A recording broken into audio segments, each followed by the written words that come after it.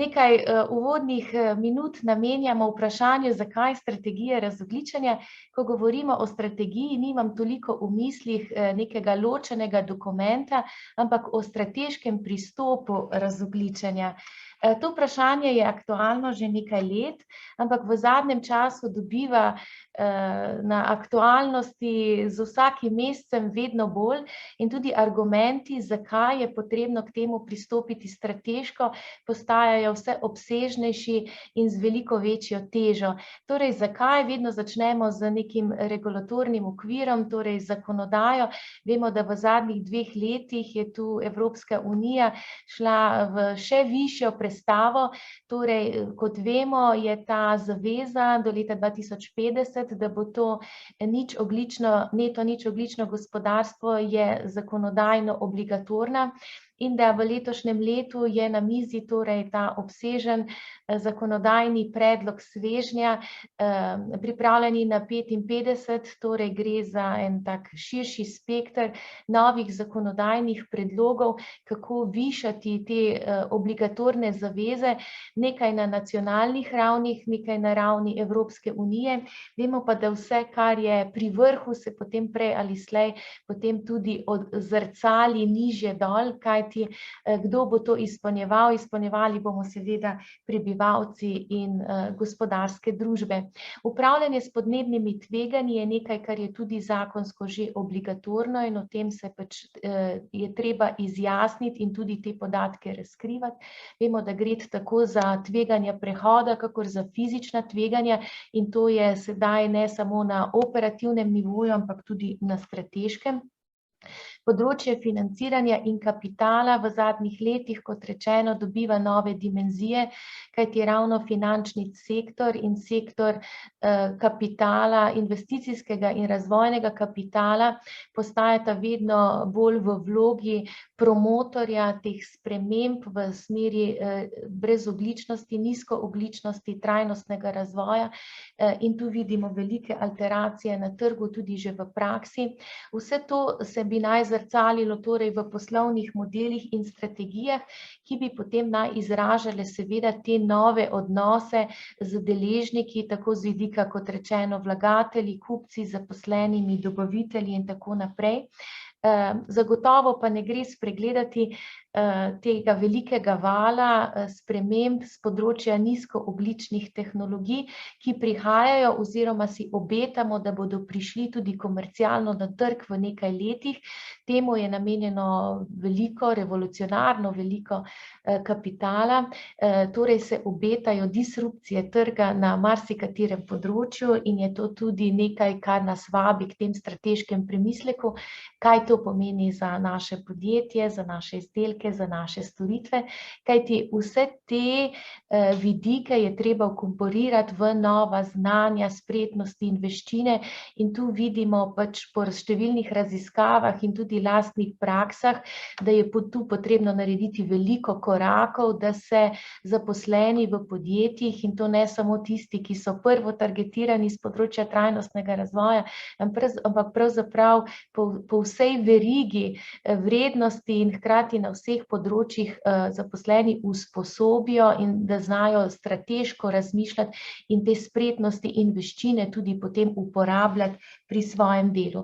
Seveda razlogov je še več, ampak med glavnimi so torej ti in posebej bi rada opredelila oziroma izpostavila ta pričakovanja deležnikov, kajti tudi te raziskave tako na korporativnem nivoju kot tudi na te raziskave, ki jih dela Evropski Eurobarometer med prebivalci, kažejo, da je na vrhu vseh pričakovanj, če vzamem samo tista, ki so s področja širšega področja trajnostnega razvoja, na vrhu je dekarbonizacija.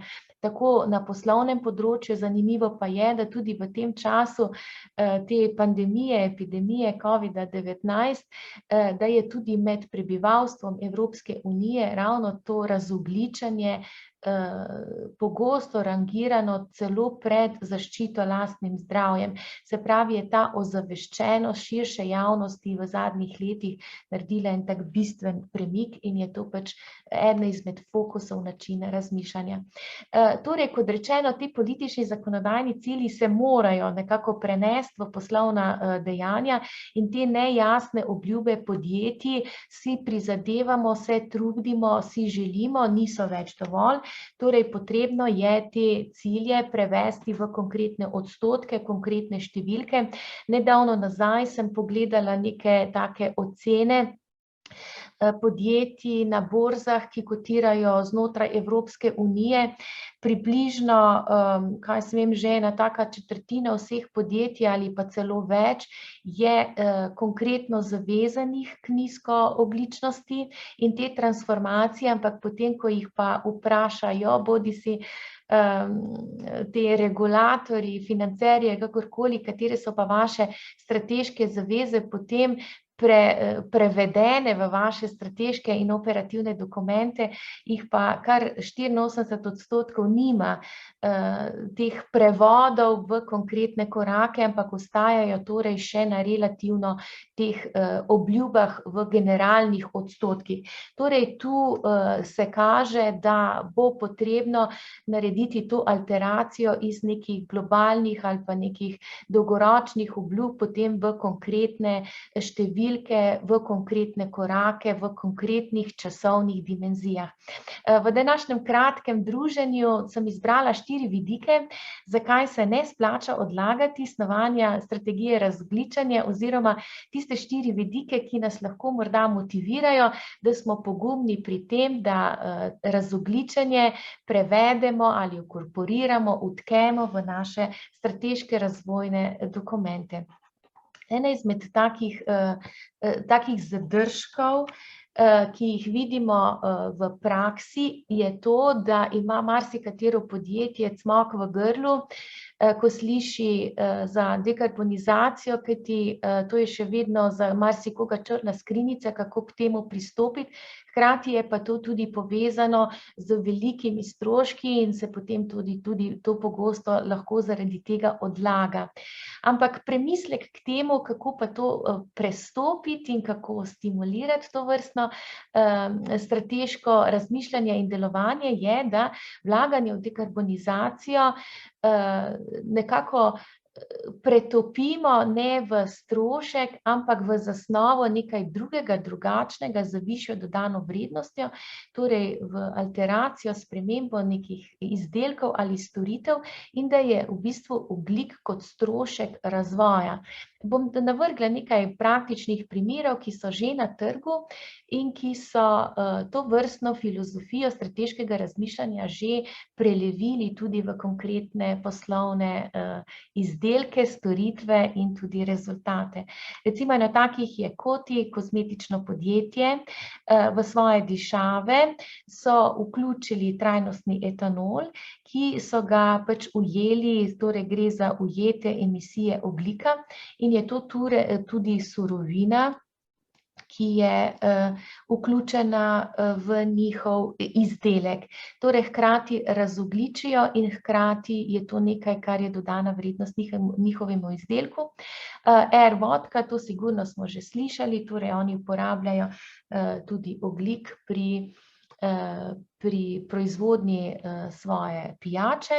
Zanimiv tak primer je Treasure 8, to je podjetje za regenerativno prehrambeno tehnologijo in oni ravno poskušajo odpraviti emisije. Vemo, da zaradi odpadne hrane nastanejo obsežne emisije toplogrednih plinov in ravno iz teh prehrambenih snovi, ki so v teh odpadnih hranah, jih polovijo in hkrati jih transferirajo v cenovno dostopno visoko kakovostno prehrano.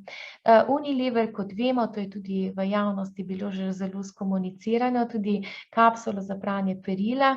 V teh kapsulah so vgradili tudi CO2, se pravi, gre za ulovljene emisije, ki bi se zdaj sproščale v ozračju in so potem inkorporirane v izdelek.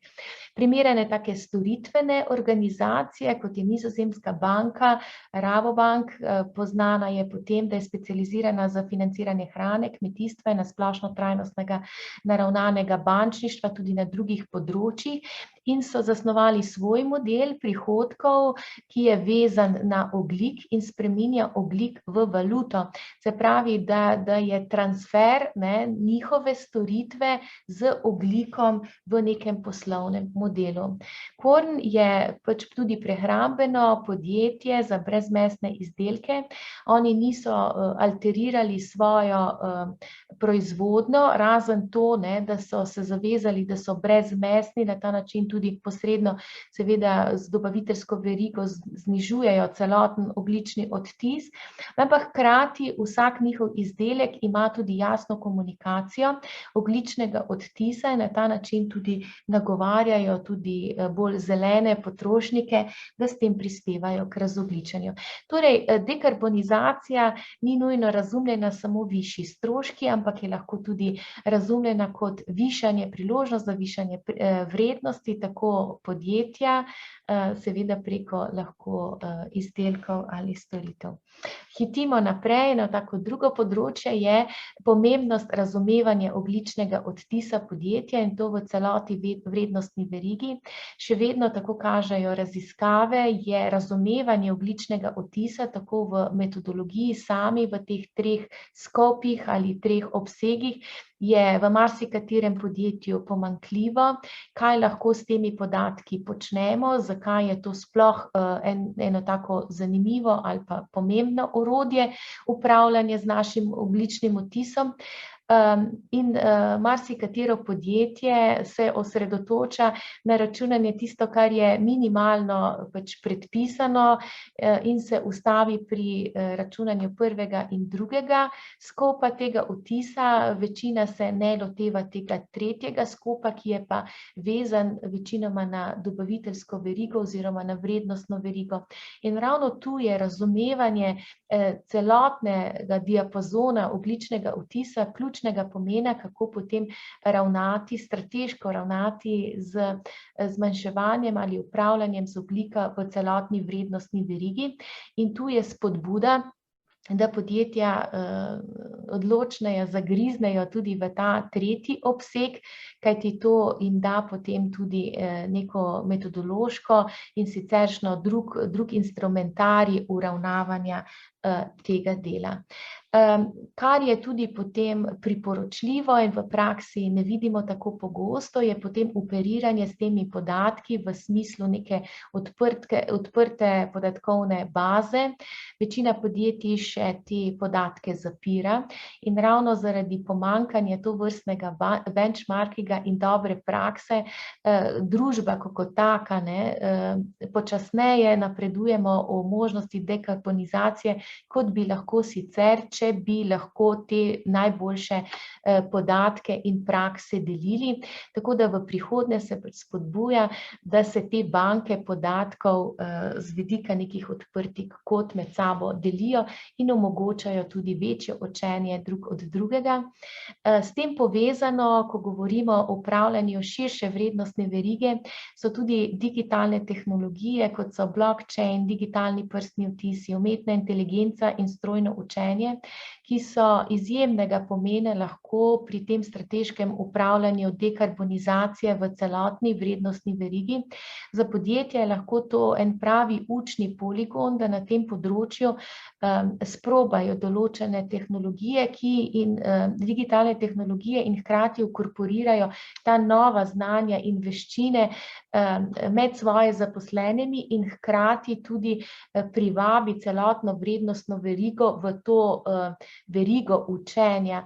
Namreč ne glede na to, kako vsi prisegamo na ta smart and sustainable and green, je v praksi tu znanja in izkušenj še relativno malo, čeprav ta proces hitro napreduje in ravno z področja tega ogljičnega zmanjševanja odtisa v celotni vrednostni verigi, na tem področju je možnost velikega učenja po določenih segmentih tudi s tem področjem in tudi vpeljavo tega znanja na druga področja.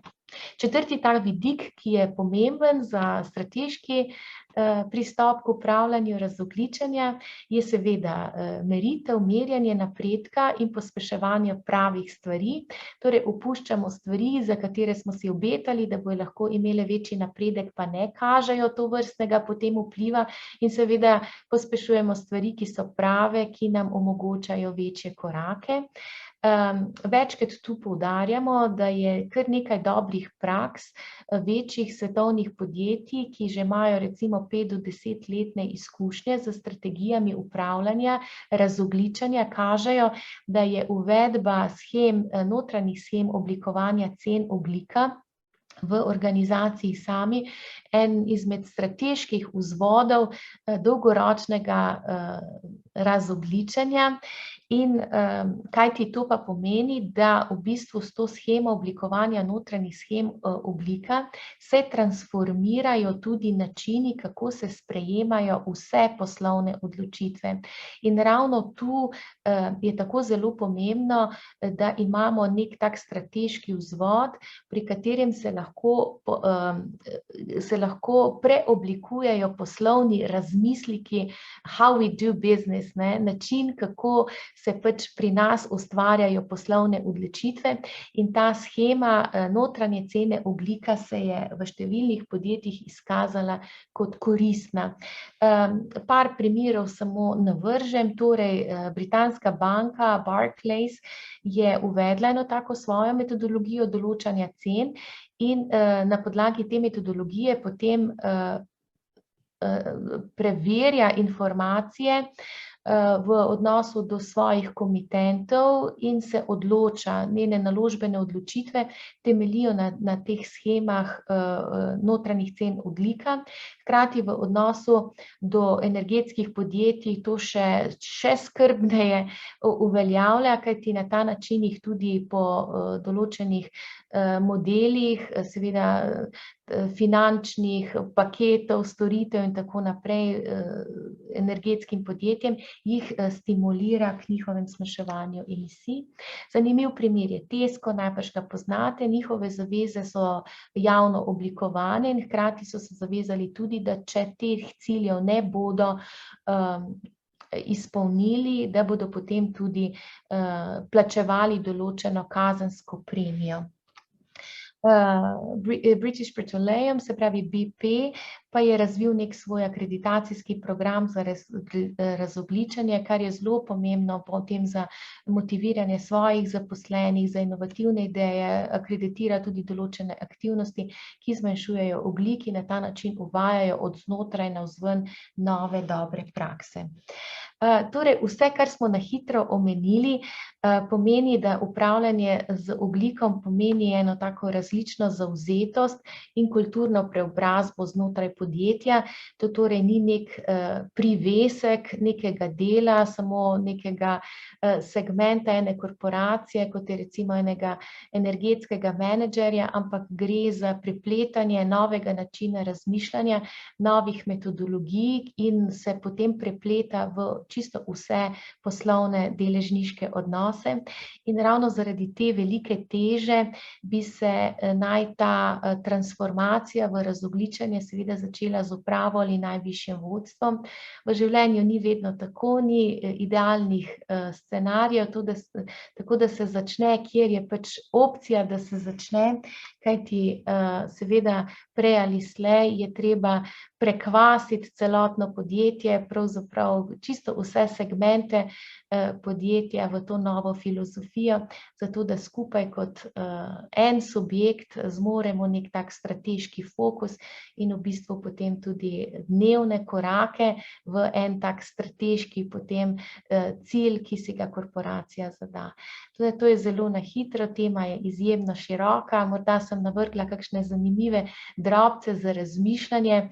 Zagotovo je to nekaj, kjer je potrebno korake začeti delati, kar se mi zdi ključno tudi v sodelovanju s podjetji, da se ne pustimo zadrgniti zaradi tega preobsežnega nekega cilja, ampak se začne, kjer je pač možno in od tu naprej se pač stvari gradijo naprej.